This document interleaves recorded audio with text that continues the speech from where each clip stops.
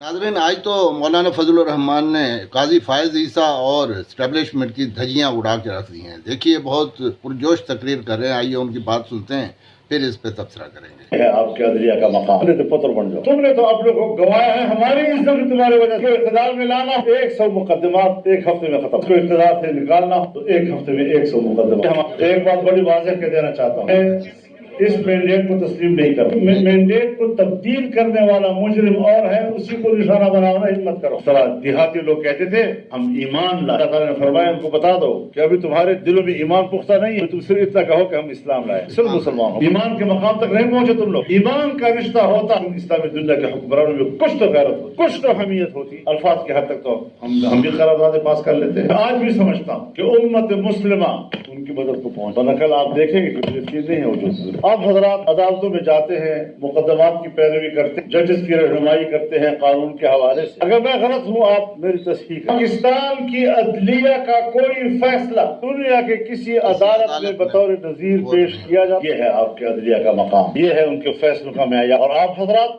जब भी अदालत के सामने खड़े होते हैं, किताब खोलते हैं, फलाने मुल्क के अदालत का कानून फैसला ये था, फलाना कानून ये कहता है, आपके न कानून की वहाँ पर कोई नजीर पेश की जाती है न अदलिया कैसे पेश किया जाए। फखर भुट्टो की इसी सुप्रीम कोर्ट ने फांसी दी और आज आपकी अदालत उज़्मा कहती है कि ट्रायल सही नहीं हो। बताओ, अब न उस जमाने के जज जिंदा है और न भुट्टो जिंदा हो, कानूनी तौर पर जिंदा है। अब इस अदलिया के फैसलों के लिए हम मुंतजर रहेंगे कि हमें अदल इंसाफ मिले। अदलिया जो है उसको भी हमें जरा थोड़ा सा झंझोड़ना होगा, पुत्र बन अपनी कदर कीमत खुद पैदा। तुमने तो अपने को गंवाया है, हमारी इज्जत तुम्हारे वजह से गई दुनिया कि कौम हमारे बारे में क्या सोचा जाता है। अदलिया ने फैसला दे दिया, अदलिया ने फैसला उस वक्त सियासतदान के खिलाफ दायर होता है वो एस्टेब्लिशमेंट के खिलाफ आवाज उठाता है। समझ करता हूँ ऐसे इकदाम को इक़्तिदार में लाना हो 100 मुकदमात एक हफ्ते में खत्म, उसको इक़्तिदार से निकालना हो तो एक हफ्ते में 100 मुकदमा। हमारा मयार है, हमारे इंसाफ का मयार है। ताकतवर कुव्वत जरा सोचे इस बात पर। कहता हूँ हमारे दिल में फौज की कदर हो, हमारी दिफाई कुव्वत।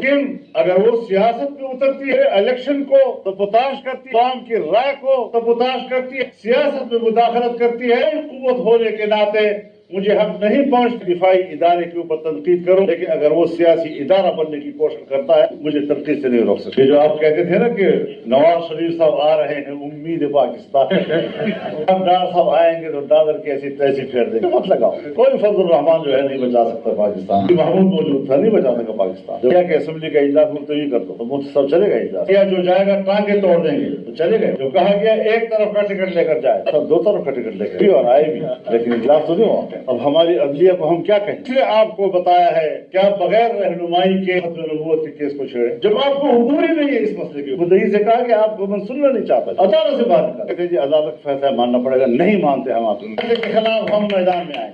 और तो वैसे भी मैंने कहा है कि फैसले ऐवानों में नहीं होंगे, मैदान में। आज तुम उलमाए किराम को हर तरफ मुख्तलिफ मकातब फिक्र को खत लिख रहे हो कि इस मसले हमारे फैसले के ऊपर राय दो, ये पहले करने से तो अच्छा होता। टूट गया, जुल्फ़िकार भुट्टो फांसी चढ़ गया, अब कहते हो जी वो गलत। हमने रिव्यू पटिशन की है और दूसरे दोस्तों ने भी की। आप हजरात का फर्ज बनता है कि खत नबूवत के इस मसले पर पूरा आप इस पर मुताला भी करें। ठीक ठाक हमने आइन बनवाना है। आइन अमेरिका में जो शख्स आइन को नहीं मानता है, उनके किसी हिस्से को नहीं मानता, वो शहरी नहीं कहलाता। उनके अंदर अगर कादियानी आइन को नहीं मानता, उसके फैसले को तस्लीम नहीं करता, और फिर आप जानते हैं कि एक तरफा फैसला तो नहीं हुआ था। लीडर बाकायदा आए रोज आता था, बहस से शिरकत का जवाब होते थे, जरा होती थी, आखिर वक्त तक बैठे रहे उस पर। ये पार्लियामान जो उस वक्त एक जज की हैसियत में तब्दील हो गया था और उसने आपको सुना और आप आए, आपने उसको कमेटी जज कमेटी तस्लीम किया और आपने उसमें हाजिरी देकर जरा भी 10 दिन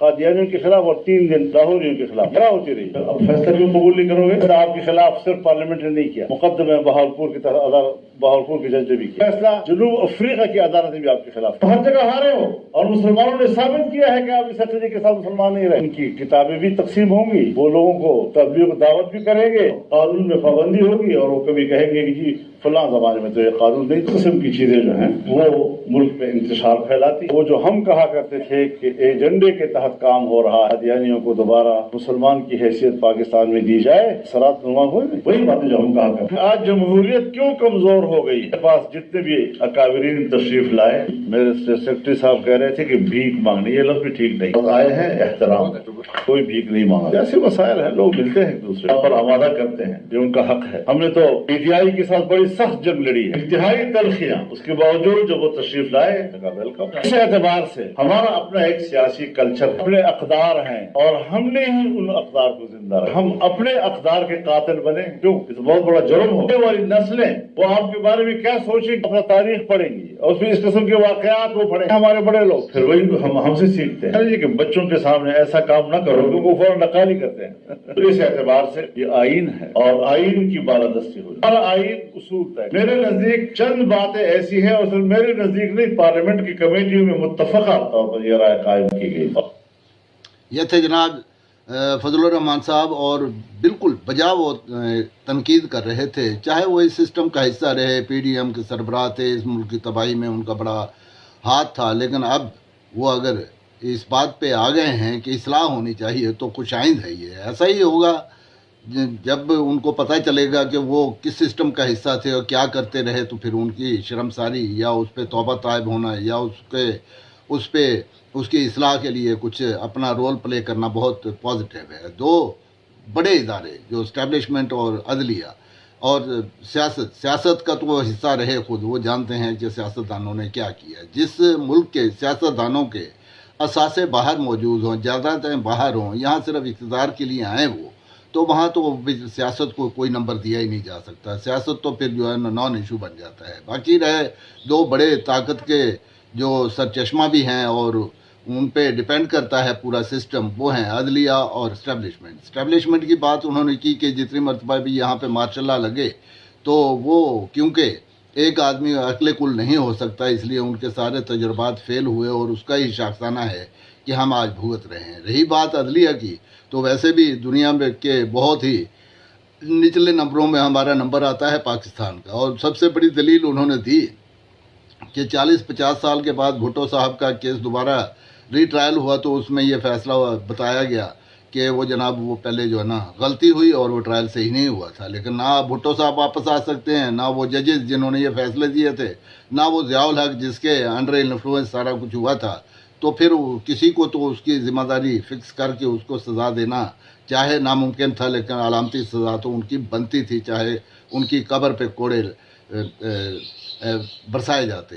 لیکن کیونکہ ہم اس ملک میں رہتے ہیں جہاں قانون جو ہے دائروں میں تقسیم ہے اور ان دائروں سے باہر نہیں نکل سکتا. ٹیکنیکل بنیادوں پہ رات کے 12 بجے بھی عدالتیں کھول دیتی ہیں، ایک منتخب وزیر اعظم کو پھانسی پہ چڑھا دیا جاتا ہے اور ایک منتخب وزیر اعظم کو اقتدار سے ہٹا دیا جاتا ہے اور ملک بدر کر دیا جاتا ہے. ایک جو وزیر اعظم ہیں منتخب، ان کو اٹھا کے دنوں میں ہی 200 کیس اس پہ بنا دیے جاتے ہیں. جب وہ منظور نظر بن جاتے ہیں وہی لوگ جن کو ملک سے باہر بھیج دیا تھا، جن کی جائیدادیں باہر، جنہوں نے اقبالی جرم کیے یہ کہ میری جائیدادیں اگر میری آمدن سے زیادہ ہیں تو تمہیں کیا، ان کو دوبارہ جھاڑ پھونچ کے پھر اقتدار پہ بٹھا دیا جاتا ہے. اور عدالتوں کا وہ حال ہے کہ پوری دنیا میں کوئی ایگزامپل کوڈ نہیں کر سکتا کہ پاکستان کے کسی کیے گئے فیصلے یا اس کے قانون کی کوئی ایگزامپل کوئی اور ملک دے. تو یہ حالت ہے. اس لیے وہ جو تحریک چلائی جا رہی ہے اس میں لگتا ہے آنے دنوں میں جوش و خروش ہوگا اور کچھ نہ کچھ پازیٹیو انشاءاللہ ضرور ہوگا.